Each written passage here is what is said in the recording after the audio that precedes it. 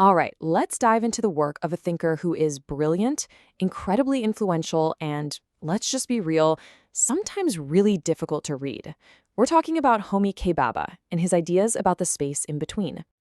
So let's kick things off with a huge question, one that feels like it's everywhere these days. When two different cultures come into contact, what actually goes down? Is it just one side winning and the other losing?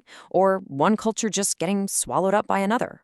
Well, Homi Bhabha's work pretty much screams that the real story is way, way more complicated and interesting than that. Because for him, the real action isn't about two pure separate cultures clashing head on. No, the magic happens in the gaps, the overlaps, those messy, unpredictable, and surprisingly creative zones in between everything, where brand new things start to take shape. And this brings us to the man himself. Homi Bhabha really changed the game in post-colonial studies. He kind of shifted the camera lens. Instead of just looking at the big picture, economics, military power, he zoomed right in on language, on psychology, and on the shaky, anxious foundations of colonial power itself. Okay, to really get what Bhabha was doing, you got to see where he fits in. You had these incredible thinkers before him who were looking at the massive systems of power, how the West constructed this idea of the East, for example. Bhabha took a different path. He asked a more intimate psychological question. What is going on inside the heads of both the colonizer and the colonized when they meet? What are their anxieties? So, to explore that whole psychological drama, Bhabha gave us this super powerful, yes, sometimes dense set of tools. But it all really boils down to three key ideas. And if you get these three, you've unlocked his whole way of thinking. Let's break them down. First up, ambivalence. This is the big crack in the armor of colonialism. So on the one hand, the colonizer has to act like they're totally in charge, superior, unshakable. But on the other hand, the very act of having to prove it all the time shows that they're actually deeply anxious, insecure, and unstable. It's a kind of power that's always nervously looking over its shoulder. Okay, number 2, mimicry.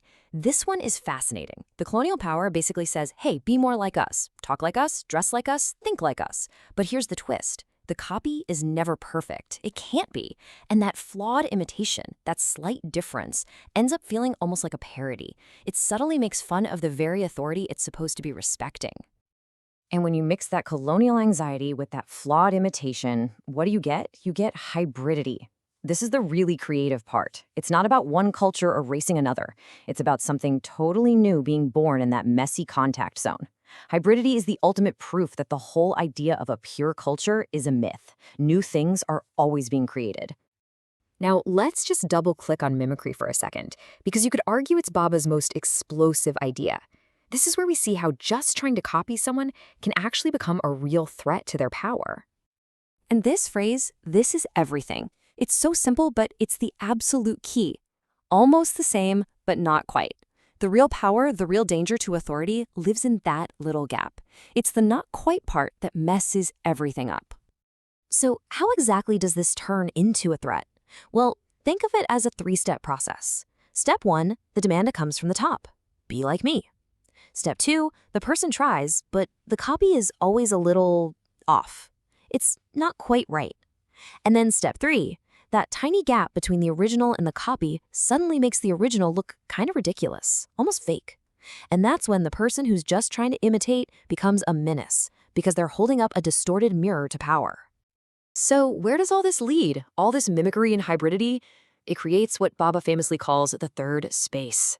Now, this isn't a physical place on a map. It's a conceptual space. It's that in-between zone where new ideas can be born, where identities get mixed and matched, and where the old, rigid rules of colonizer versus colonized just start to fall apart. Now, as groundbreaking as all this is, not everyone's a fan of Bhabha. Not by a long shot. And it's really important to look at the critiques, because the debate he kicked off is a huge part of his legacy. So the pushback usually comes from two main directions. First, there's the style.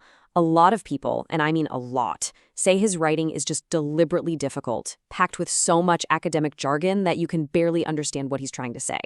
The other critique is more about substance. It's the materialist argument. Critics ask, okay, this focus on psychology is interesting, but what about the actual real-world violence? What about the economic theft that defined colonialism? But here's the thing. Despite those very real critiques, Bhabha's ideas have managed to escape the ivory tower. They've had this huge impact in fields you might not expect. So let's look at how this super abstract theory actually shows up in the real world. I mean, take architecture. Urban planners started using his idea of the third space to understand how cities work, as these giant zones where all kinds of different people are constantly creating new ways of being together. In the art world, curators used his ideas on hybridity to rethink their whole approach to culture. And maybe most importantly, his work gives us a really powerful language for talking about the experience of migrants and refugees, people who literally have to build lives in the spaces in between nations. So when you boil it all down, what's the big takeaway?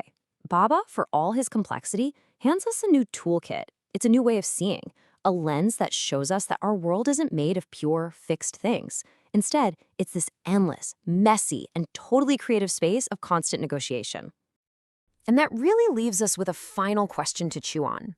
In our world today, a world of nonstop migration and constant digital connection, where do you see these third spaces opening up? What new, hybrid, in-between things are being created right now as we speak?